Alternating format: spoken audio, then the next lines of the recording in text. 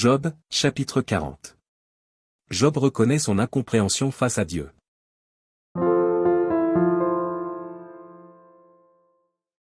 L'Éternel, s'adressant à Job, dit. Celui qui dispute contre le Tout-Puissant est-il convaincu? Celui qui conteste avec Dieu a-t-il une réplique à faire? Job répondit à l'Éternel et dit.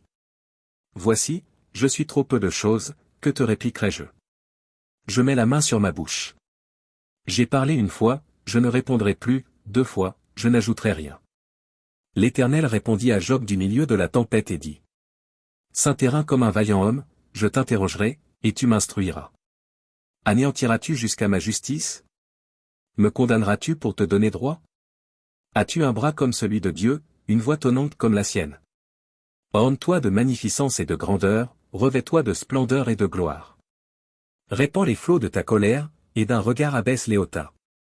D'un regard humilie les hautains, écrase sur place les méchants. Cache-les tous ensemble dans la poussière, enferme leur front dans les ténèbres. Alors je rends hommage à la puissance de ta droite. Voici l'hippopotame, à qui j'ai donné la vie comme à toi. Il mange de l'herbe comme le bœuf. Le voici. Sa force est dans ses reins, et sa vigueur dans les muscles de son ventre. Il plie sa queue aussi ferme qu'un cèdre, les nerfs de ses cuisses sont entrelacés.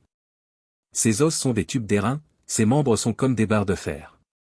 Il est la première des œuvres de Dieu, celui qui l'a fait la pourvue d'un glaive. Il trouve sa pâture dans les montagnes, où se jouent toutes les bêtes des champs.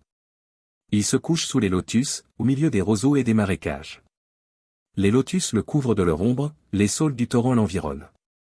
Que le fleuve vienne à déborder, il ne s'enfuit pas, que le Jourdain se précipite dans sa gueule, il reste calme. Est-ce à force ouverte qu'on pourra le saisir? Est-ce au moyen de filets qu'on lui percera le nez?